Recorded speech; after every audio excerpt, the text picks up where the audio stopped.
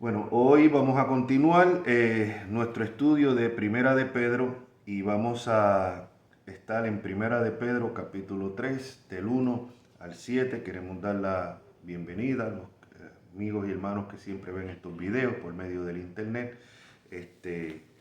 Sean bienvenidos. Vamos entonces a abrir nuestras Biblias en Primera de Pedro 3 del 1 al 7. Del 1 al 7. Y antes de entrar a hacer un breve recuerdo del contexto de lo que estamos estamos estudiando en la primera epístola de San Pedro, y desde el capítulo 2, versículo 9 en adelante, nos deja ver que nosotros somos el pueblo de Dios. Dice versículo 9, mas vosotros sois linaje escogido, real sacerdocio, nación santa, pueblo adquirido por Dios, para que anunciéis las virtudes de aquel que os libró de las tinieblas, llamó de las tinieblas a su luz admirable. Y habíamos discutido que estos títulos son dados al antiguo Israel en el antiguo pacto, en el Antiguo Testamento, pero ahora vemos que Pedro se lo aplica a la iglesia, que es el nuevo Israel. Lo mismo, somos linaje escogido, real sacerdocio, nación santa, o sea, nación apartada. Como había sido apartado la nación de Israel en el Antiguo Testamento, pues ahora en el nuevo pacto la nación santa, el pueblo de Dios, es la iglesia, apartado, compuesta de judíos y de gentiles. Esto no se trata de sustitución, como a veces algunos acusan, sino simplemente de una continuidad del verdadero pueblo de Dios. No es reemplazo, sino continuidad. Ahora bien, vemos aquí que somos real sacerdocio, nación santa. En el Nuevo Testamento, en el Nuevo Pacto, no se establece sacerdotes. Cada uno de los creyentes es real sacerdocio. Lo que en el Nuevo Pacto, y vemos en Primera, Segunda de Timoteo y Tito, y vemos el apóstol Pablo en el libro de los Hechos, que establecen en cada congregación un grupo de ancianos, pastores y obispos, que son tres términos para referirse al mismo oficio. En el nuevo pacto no existe tal cosa como un sacerdote, donde uno tenga que confesarse o algo así. No, somos todos, dice la Escritura, real sacerdocio, nación santa. Todos somos santos porque hemos sido apartados para Dios. Esa es la realidad de todo creyente. No es una élite, no es un grupo especial, no. Todos somos real sacerdocio. Y vemos entonces que como a partir del versículo 11, entonces nos llama ahora, primero nos dice, como hemos explicado, quiénes somos en Cristo. Somos nación santa, somos pueblo escogido de Dios, real sacerdocio. Ahora, ¿qué debemos de hacer con ese conocimiento? Es cómo vivir como pueblo de Dios. Y en los versículos del 11, del 11 al 12 vimos que tenemos que batallarnos contra esos deseos que nos tenemos que abstener de esos deseos que se batallan contra el alma, que es la continua lucha del cristiano, porque todavía queda el pecado en nosotros. Hemos sido redimidos, hemos sido renacidos, o sea, regenerados, pero todavía están esos malos deseos por decirlo de una manera, del viejo hombre, ¿no? De la vieja naturaleza, que se siguen batallando. Y es una cosa importante que nosotros estemos en cuenta, porque yo no me voy a cuidar de lo que yo no estoy consciente. O sea, yo tengo que estar consciente del pecado que mora en mí para cuidarme. Cuando Jesucristo dijo que el espíritu está siempre dispuesto, pero la carne es débil, Él no lo dijo como una excusa para nosotros, para decir, bueno, la carne es débil, pues porque la carne es débil yo caigo en esto, porque la carne es débil hago lo otro. No, sino todo lo contrario, para que nosotros estemos pendientes, alertas, sabiendo que aunque el espíritu está dispuesto, la carne es débil. Y tenemos que estar, es como decir, nuestro talón de Aquiles. Y nos dice, vimos en los versículos 11 y 12, que entonces como creyentes debemos de estar absteniéndonos de esos malos deseos. Versículo del 13 nuevamente nos dice, por causa del Señor. Por causa del Señor someteo a toda institución humana, ya sea al rey como a superior. Y vimos eso también, o sea, por causa del Señor, como pueblo de Dios, debemos de ser ciudadanos que respetan las leyes del gobierno, siempre y cuando esas leyes no se opongan a lo establecido por Dios. Pero estamos llamados a respetar y a someternos a esas leyes. Y vimos en los mensajes anteriores que esas leyes incluyen las leyes de inmigración también. Es una cuestión, es una contradicción ver iglesias cristianas diciendo que se oponen a las leyes de inmigración. No, son leyes que tenemos que respetar. No son leyes antimigrantes que no se permitiera en algún país que viniera nadie, ningún extranjero. Todos los países han establecido los medios por los cuales se debe de entrar a ese país y a ser ciudadano y ser beneficiado de los beneficios de ese país. Pero ilegalmente no es la manera. Y eso lo vimos la semana pasada y como creyentes tenemos que someternos, lo que dice, por causa del Señor. No se trata si es que es el gobernante o el presidente es de mi partido, que yo elegí o yo no elegí. No, tenemos que someternos como pueblo de Dios siempre y cuando no vaya en contra de lo que es la palabra de Dios. Cuando hablan de que yo tengo que aceptar un hombre que se dice ser mujer como una mujer y tengo que decirle Señor en vez de Señor, no, yo no puedo, y que si yo no hago eso, entonces estoy cometiendo un crimen de odio. Yo no puedo someterme a esas leyes, pero siempre y cuando lo que son leyes de tránsito, leyes de impuestos, aunque me parezca que tal vez cobran demasiado por los impuestos, tengo que someterme a ellos. O sea, y así, y dice, el motivo es por causa del Señor, por causa del Señor. Nos sometemos a toda, dice versículo 17, honrad a todos, amad a los hermanos, temed a Dios, honrad al Rey. El último mensaje de los versículos 18 en adelante, vimos cómo también como pueblo de Dios tenemos que vivir lo que es en nuestro sitios de laboral, en nuestros trabajos, y como cristianos deberíamos de ser los mejores empleados. Bueno, es que no, es que yo en verdad me esfuerzo mucho y el jefe no lo aprecia. Bueno, no importa si lo aprecia o no lo aprecia. Yo estoy trabajando como para Cristo, no para el ojo, no para, déjame hacer lo mejor que puedo cuando Él pase por aquí para que me vea, para mi producción, para que me dé un aumento, para que me suba de posición. No. Aunque no reconozcan eso, yo siempre tengo que igual que seguir trabajando como para el Señor, porque es que el Evangelio es para vivirse en todas las áreas de nuestra vida. Somos pueblo de Dios cuando estamos aquí reunidos, somos pueblo de Dios cuando estamos en nuestros hogares, seguimos siendo pueblo de Dios cuando está como ciudadanos, seguimos siendo pueblo de Dios en el matrimonio y como tales tenemos que comportarnos todo el tiempo. Esto no es soy pueblo de Dios en la iglesia, pero una vez que salgo no. Me comporto completamente diferente. Tenemos que ser pueblo de Dios aún en los entretenimientos que nos permitimos.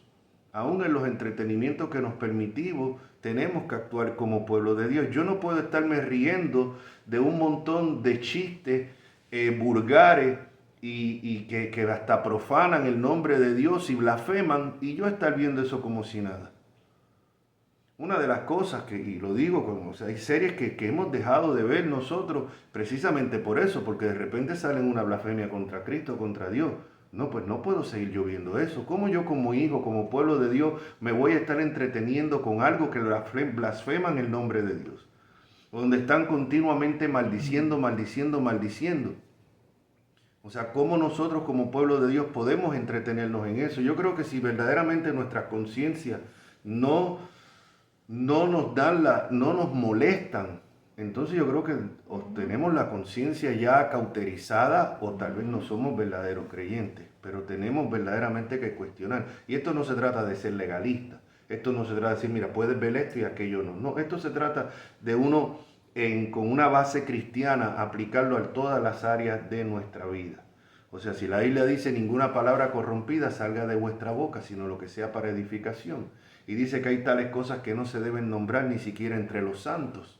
Entonces, ¿cómo yo voy a estar viendo un programa donde hay desnudez, donde hay maldiciones, donde hay chabacanería y todo esto, y me voy a estar entreteniendo y riendo? O sea, es algo pues que uno tiene que pensar. ¿Me estoy comportando yo como pueblo de Dios? Ahora bien, esto nos lleva, y esto por causa del Señor, nos lleva al capítulo 3, versículo 1, y es lo que vamos a ver hoy. Los deberes conyugales en el pueblo de Dios, porque aún en el matrimonio tenemos que comportarnos como pueblo de Dios. Y es a lo que nos lleva a lo que entramos hoy, en el capítulo 3, versículo del 1 al 7. Pero antes vamos entonces a comenzar en oración. Amantísimo Dios eterno, te damos gracias. Gracias, Señor, por cada vida que está aquí presencialmente. Gracias por la salvación. Gracias también por los que están viendo por medio de este video, Padre Santo. Ahora te rogamos, amado Dios, que todo lo que hablemos ahora en la exposición de tu palabra traiga primeramente gloria a tu nombre y edificación a cada uno de los oyentes, Señor. Padre Santo, que por medio de tu palabra, tu Espíritu Santo obre en cada uno de los corazones. En Cristo Jesús te lo rogamos y pedimos. Amén. Amén. Y nos lleva el capítulo 3, versículo 1, donde dice, asimismo, acuérdense que todo esto es por causa del Señor. Si vamos para atrás, unos versículos atrás, versículo 13, todo este sometimiento a las autoridades en el trabajo y ahora en el matrimonio, todo esto es por causa del Señor. Dice, asimismo vosotras mujeres estad sujetas a vuestros maridos, para que también los que no creen la palabra sean ganados sin palabra por la conducta de sus esposas, considerando vuestra conducta casta y respetuosa. Hay un mandato bíblico, y esto viene desde el Antiguo Testamento, en que el creyente no debe de unirse en yugo desigual. Un creyente no debe de buscar unirse en matrimonio con una persona no creyente. Desde el Antiguo Testamento vemos que Dios, había prohibido a los israelitas que se juntaran con los vecinos paganos, ¿no? ¿Por qué? Porque siempre, aunque dicen, bueno, no, es que me voy a ganar esta persona para Cristo, o en aquel caso para el judaísmo, no, casi siempre es al revés. Y eso, el mejor ejemplo lo vemos en Salomón. Salomón, un hombre con la sabiduría que tenía, que Dios le dio, al tener todas estas mujeres paganas, terminó él cediendo y terminó él construyendo y apartándose y adorando falsos dioses, completamente diferente a lo que fue su padre David. O sea que con todo y sus caídas y sus cosas, pero se mantuvo fiel al Señor en ese sentido. Pero Salomón cayó, ¿por qué? Cuando empezó a casarse y a hacer yugos desiguales. Entonces, en el Nuevo Testamento tenemos el apóstol Pablo también que trae la misma advertencia. Dice, no os unáis en yugo desigual. Entonces, un cristiano, una cristiana no debe de buscar una relación de matrimonio amorosa con una persona no creyente. Entonces, en este caso, a veces sí, mire, si usted está orando por una pareja, hay personas que tal vez, pero que estamos aquí no, pero que están viendo por video, que están orando por una pareja. Y de repente conoce a un hombre o conoce a una mujer, un joven, una joven, ¿verdad? Pero resulta, estás orando, pero resulta que esa persona no es creyente. Bueno, sí, él dice que cree en Dios, ella dice que cree en Dios, pero no es un cristiano, una cristiana comprometida con el Señor. Pues ya no hay más nada que orar.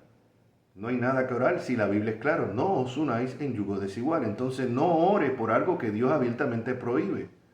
O sea, es como decir, bueno, yo voy a orar a ver si yo quiero estar un poco contento el próximo viernes cuando salga el trabajo. Voy a orar a ver si me puedo emborrachar o no. Señores, la Biblia es claramente, no os embriaguéis. Entonces, ¿por qué yo voy a orar a ver si es la voluntad de Dios que yo me emborrache o no? Si está claro. Entonces, ¿por qué vas a orar a ver si esa persona que tú sabes que no es creyente es la persona que Dios tiene para ti? Si la Biblia es claro, no os unáis en yugo desigual con los incrédulos. Es claro. O sea, es curioso porque personas que no le hablan a veces de Cristo a nadie, de repente se vuelven evangelistas a la hora de buscar pareja. A la hora de buscar pareja, sí, entonces sí, no me voy, porque me lo voy a ganar para el Señor o me la voy a ganar para el Señor. Lamentablemente, aunque hay sus casos, hay sus excepciones en que eso ha pasado, en que la persona termina, yo conozco personas que uno de los dos se casó con otro que no era creyente y el que no era creyente terminó viniendo a los pies de Cristo. Eso no es el ejemplo a seguir. Porque ha sido que Dios en su soberanía y en su misericordia obró así. Pero no podemos tomar eso como lo normativo cuando va en contra de la palabra de Dios. Es como decir que yo salga aquí a la calle y yo diga, yo voy a cruzar sin mirar. Yo voy a cruzar sin mirar. Y yo cruzo y no miro y ningún carro me dio un cantazo.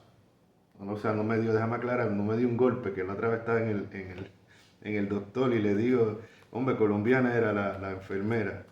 y le digo, no, es que me dio un cantazo aquí, a mí hizo un cantazo. Un golpe, y yo, sí, un golpe. Así que a veces uno usa palabras que piensa que todo el mundo entiende y no. Entonces vamos a poner que yo salgo a la calle y ningún carro me da un golpe, ¿no? Entonces, yo digo, bueno, pues sí, se puede cruzar la calle sin mirar. No, eso fue la excepción a la regla, pues a Dios gracias que no pasó ningún carro, o si venía alguno aminoró y me vio y no me golpeó.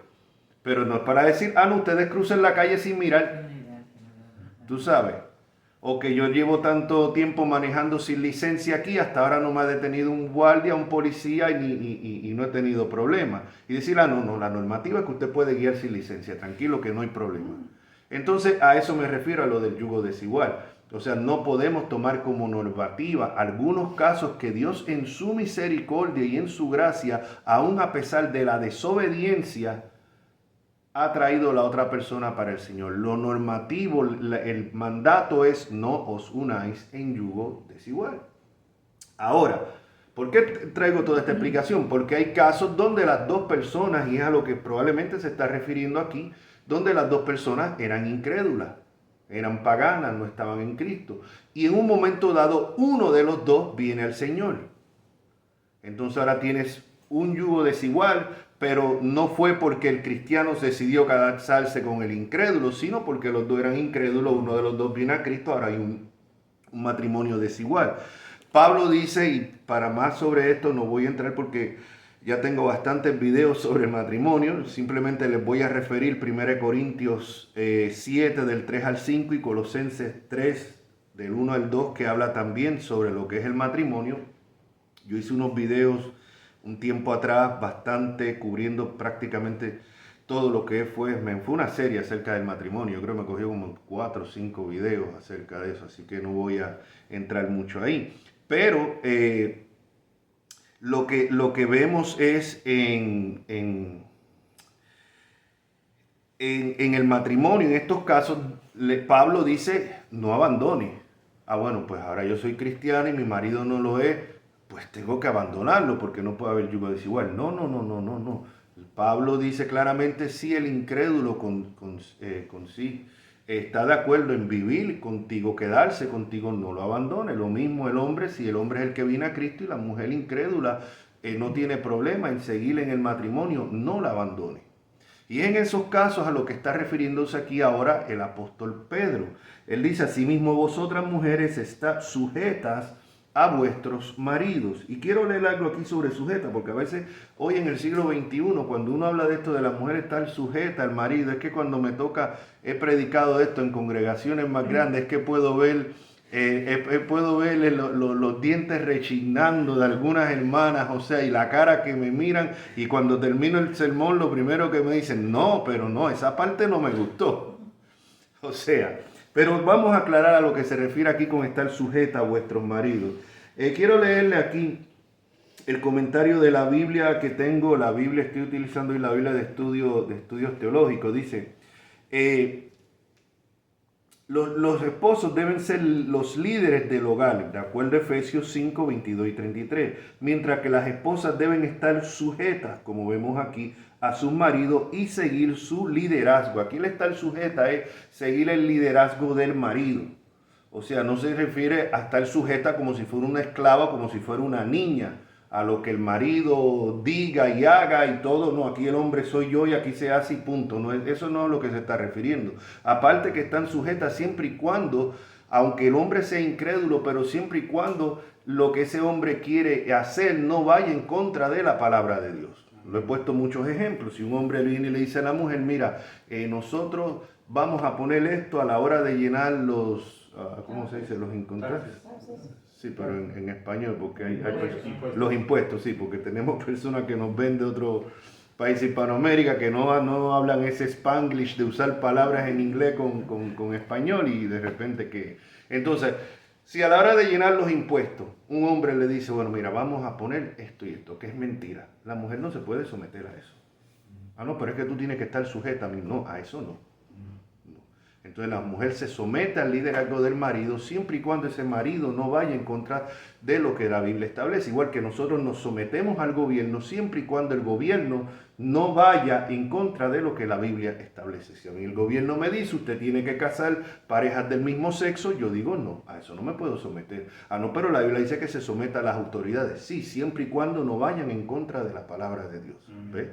En otras leyes, aunque encuentro que tal vez los impuestos pueden estar muy altos, aunque no esté de acuerdo con ciertas leyes, siempre y cuando no vayan en contra de la palabra de Dios, estoy llamado a someterme. Igual que en mi trabajo, tengo que someterme.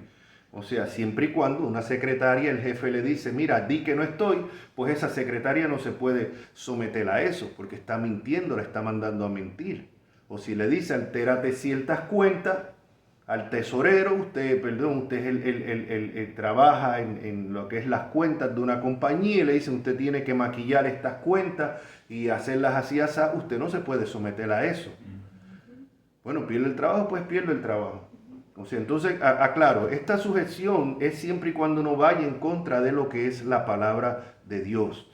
Entonces, si un hombre viene y le dice a una mujer, mira, vamos a mirar estas películas pornográficas, pornografía, porque bueno, es que así, pues, no, la mujer no puede ceder a eso.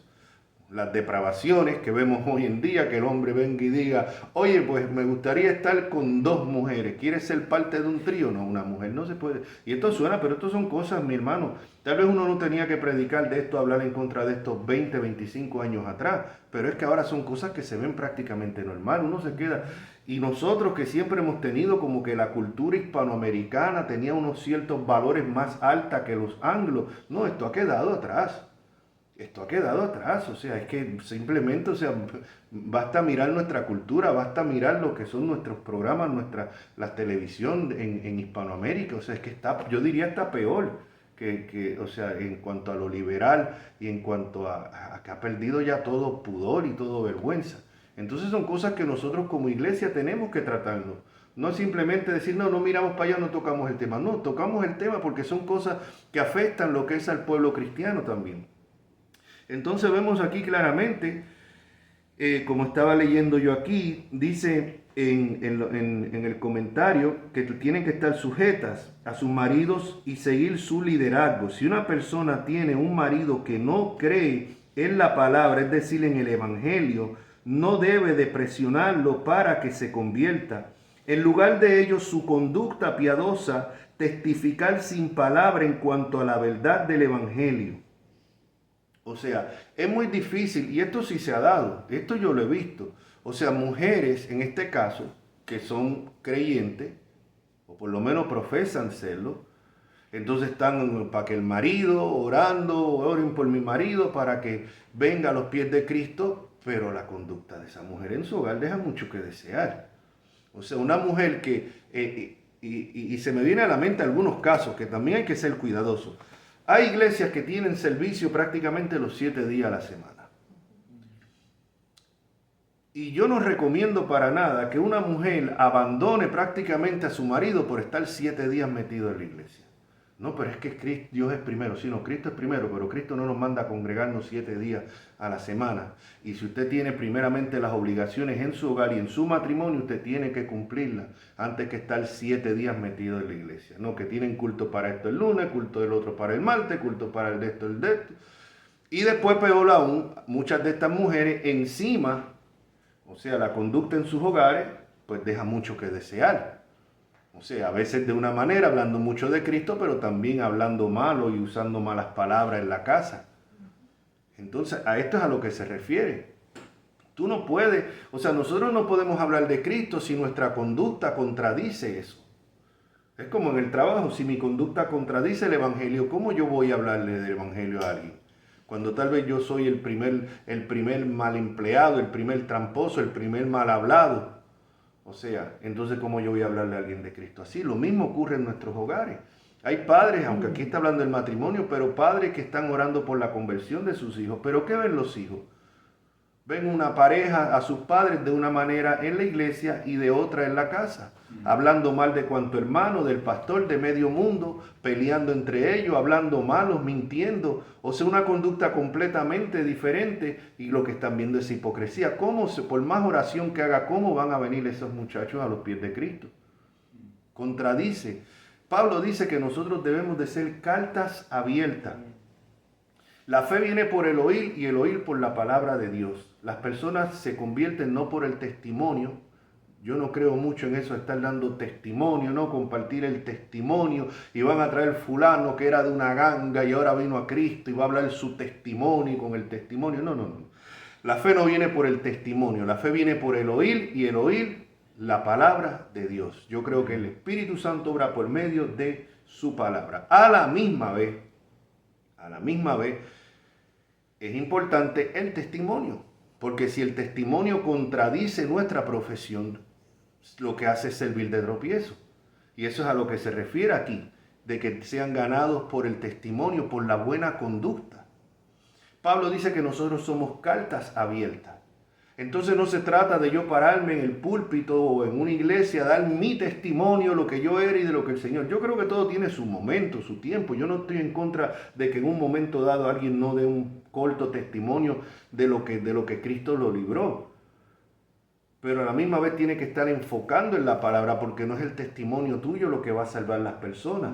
Aunque hay personas que tal vez se puedan identificar y decir, wow, si él lo sacó a él de ahí, me puede sacar a mí. Entiendo eso, pero tampoco hacer demasiado de énfasis como que es el testimonio que tú estás dando, porque tiene que ser la palabra de Dios. El Espíritu Santo obra por medio de su palabra. Es la espada del Espíritu que corta, que penetra hasta lo más profundo del ser. Es la palabra, no el testimonio. Entonces, por eso es que, aparte que en lo personal, yo creo que a veces a algunas personas en el testimonio se les va la mano dando detalles que no deben de dar. Les recuerdo unos años atrás, estaba yo con mi esposo oyendo el testimonio de esta cantante mexicana, Yuri, dando el testimonio de ella, como ella estaba